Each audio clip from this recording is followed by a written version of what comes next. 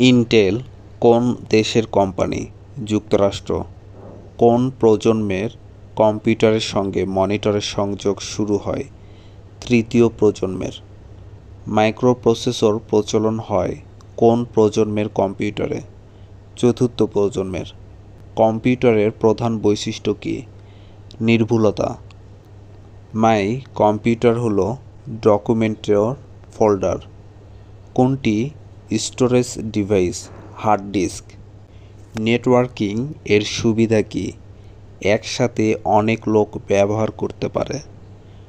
Computer কার্যক্রম করার জন্য কী প্রয়োজন? Operating system. হাইব্রিড কম্পিউটার কী কাজে ব্যবহার হয়? নভোযানে।